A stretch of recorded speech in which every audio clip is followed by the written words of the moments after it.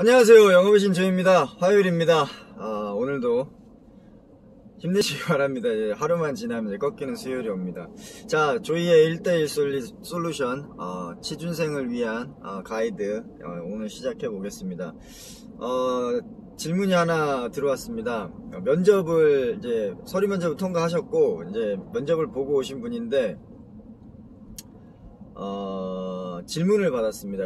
굉장히 좀 당황했다고 하시는데, 질문이 뭐였냐면, 우리 회사에 대해서 사전에 좀 알아보셨을 것 같은데 우리 회사에 대해서 어떻게 생각을 하고 있나요? 이게 질문이었는데 이제 당황하신 거죠. 이게 준비를 많이 못 하시고 가신 것 같아요.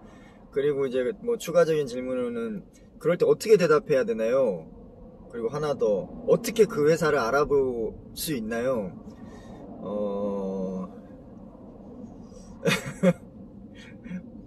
자, 쉽게 얘기해 드리겠습니다. 어떤 일을 할 때 상대방을 잘 알고 나를 잘 알면은 승률이 올라가잖아요. 지피지기면 백전백승이다 뭐 이런 말도 있는데, 면접을 보러 간다는 거는 그 회사에 이제 입사하려는 의지가 있는 거잖아요. 그러면 그 회사에 대해서 많이 조사를 해야 됩니다. 그 회사에 대해서 알아야 되고, 어떤 회사, 어떤 산업군에 속해 있고, 어떤 제품이 있고, 언제 설립을 해서 지금 어느 단계에 있는지 이런 걸 좀 이제 알아가야 됩니다. 그렇지 않으면 왜 그러면은 그 면접관들이 이런 질문을 할까요? 아주 간단합니다. 이 회사에 대해서 관심이 있는지에 대한 관심도를 측정하는 겁니다.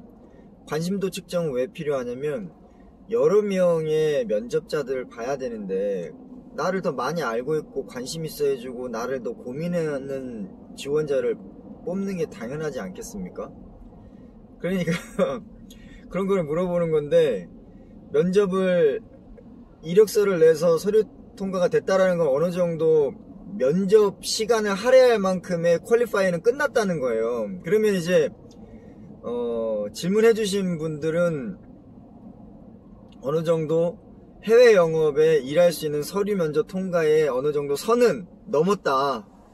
이제 면접에서 이제 성공을 해야 되는데, 그 면접은 이제 인간과 인간에 대한 만남이잖아요. 이거는 뭐냐면 영업에서 가장 중요한 그 상대방의 마음의 울림을 만들어내야 되는 겁니다. 그렇지 않으면 감동이 없기 때문에 기억에 남질 않아요.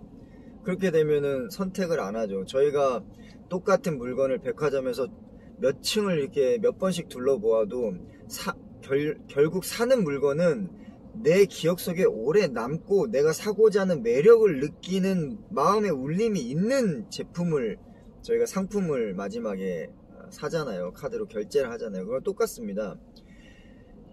하루에 5번, 일주일에 20-30명을 이제 지원자 면접을 보는데, 거기에서 질문해 주신 분이 기억에 남아야 최종적으로 결정을 할 거잖아요. 그러려면은 나한테 좀 더 울림이 있고 매력이 보이고 그런 사람을 기억을 하게 됩니다. 그러면은 울림을 만들려고, 매력적으로 보이려면은 어떤 방법이 있을까요? 많이 알아가면 되죠. 만약에 어떤 사람과 이제 얘기를 하는데 그 사람에 대해서 제가 사전에 공부를 했어요. 그래서 당신이 어디 뭐를 좋아하고, 이거 취미 특기도 알고, 그 다음에 어떤 거에 지금 힘든 상황이 있고, 그래서 참 힘들 텐데 힘내라. 그리고 이거 잘하니까 취미 활동을 좀 해가지고 리프레시를 좀 했으면 좋겠다. 그리고 당신이 잘하는 특장점을 좀 더 살린다면은 조금 더 활기찬 하루하루를 보낼 수 있지 않겠냐.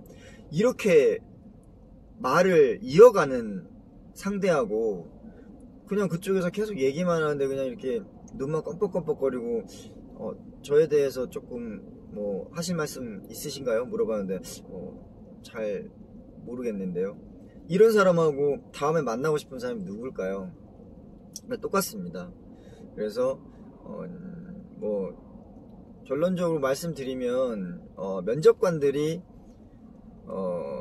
지원자들한테 왜 이런 거를 물어보냐면 회사에 대해서 어느 정도 관심을 가지고 있느냐. 예전부터 관심을 가졌으면은 베스트한데 만약에 그렇지 않더라도 이거는 기본적인 예의입니다. 회사에 입사할 지원자가 그 회사에 대한 거를 개요도 모르고 어떤 상품과 서비스를 공급하고 서비스하는지 이해도가 없는 상태에서 그 면접에 임한다는 거는 이건 잘못된 겁니다. 왜냐면 그 회사에 입사하게 되면 바로 내가 그 상품과 서비스를 판매를 해야 되는 거잖아요.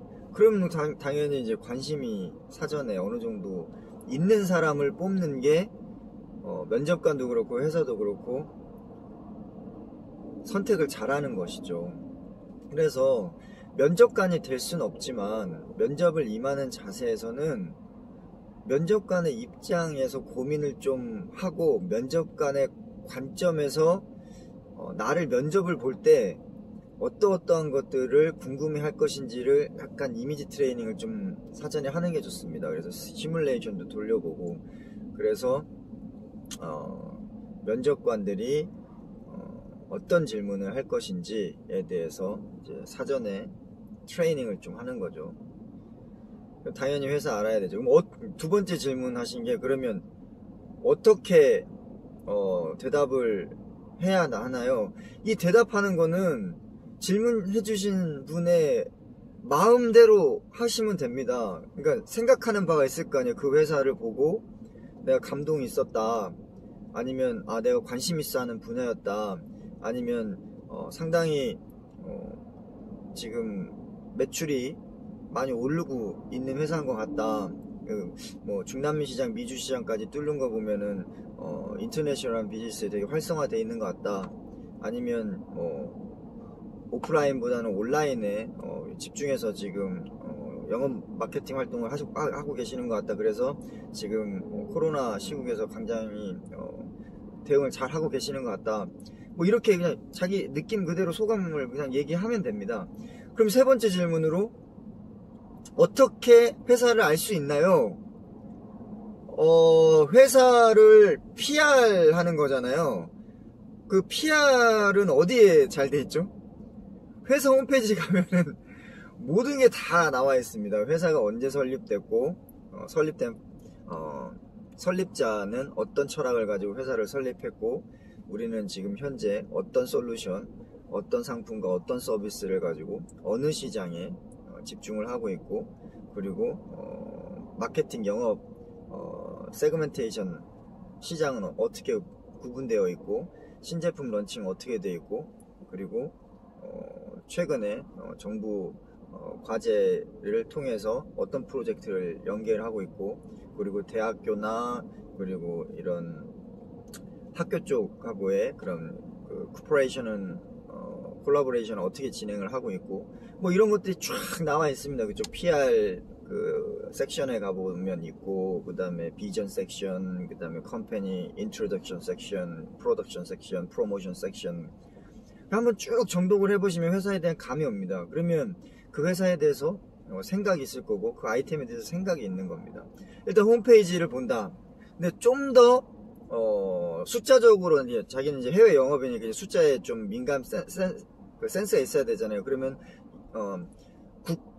대한민국 국가정보고시 사이트가 있습니다. 전자고시 사이트 DART라고, DART, 그러니까 DART라는 곳이 있는데, 거기에 가보면 그 회사의 이름을, 상호명을 집어넣게 되면 거기에 대한 엄청난 정보들이 다 나옵니다. 재무제표도 나오고, 이익구조, 매출구조, 순이익구조, 그 다음에 부채 비율도 나오고, 그거를 보시고 이게 성장하는 회사구나, 아니면 멈춰있는 회사구나, 아니면 매출은 많은데 순이익 구조가 안 좋은 회사구나, 매출은 적은데 순이익 구조가 30% 이상으로 굉장히 좋은 구조로 돼 있구나, 그리고 조직 구조는 어떻게 돼 있고 어떤 방향으로 가고 있고 어떤 아이템에 지금 집중하고 있고, 회사는 뭐 인수합병이 되었는지 인수합병 하는 홀딩스인지 이런 것들이 다 나옵니다. 거기에 그럼 그걸 이제 잘 읽어보시면 되고, 추가적으로 더 라이브하게 알고 싶다, 실시간으로 알고 싶다, 그러면 인터넷 네이버 기사에 쳐보십시오. 그 대표 이름을 쳐보시든지, 아이템 군 이름을 쳐보시든지, 아니면 회사 이름을 쳐보면 쫙 나옵니다. 그럼 거기에서 최근에 뭐 중남미 시장 멕시코의 텐더를 뚫었다더라, 아니면은 뭐 사우디 그 2030 프로젝트를 뭐 한다더라, 뭐 여러 가지가 있을 거 아니에요. 그럼 그런 거를 해서 면접 때 얘기를 하는 겁니다. 아, 저에 대해서 어떻게 생각하나요? 아, 저희가 인터넷에 뭐 기사를 좀 검색을 해봤습니다. 면접 오기 전에.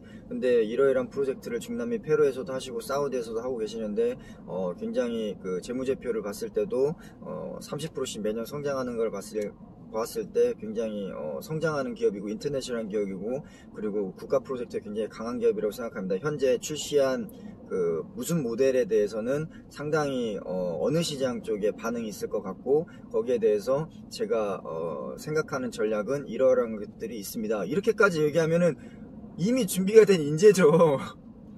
매력을 느끼고 기억에 오래 남고 마음에 감동이 있으니까 당연히 뽑겠죠. 그런데 질문했을 때 눈만 껌뻑껌뻑거리고, 아, 죄송합니다, 제가 홈페이지 들어가 보지 못했네요, 아니면 또 사전에 조사를 못했네요, 이러면 이제 좀 머리가 아프죠.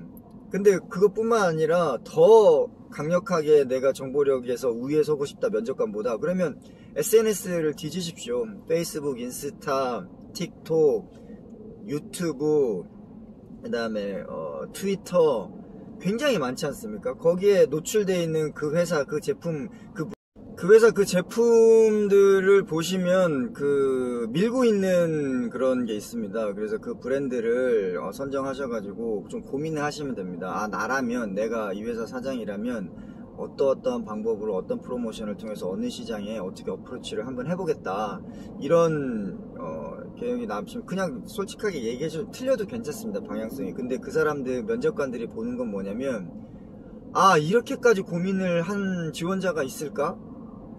라는 생각을 하게 되겠죠. 틀려도 상관없어요. 그러니까 자기 생각이니까, 아이디어니까.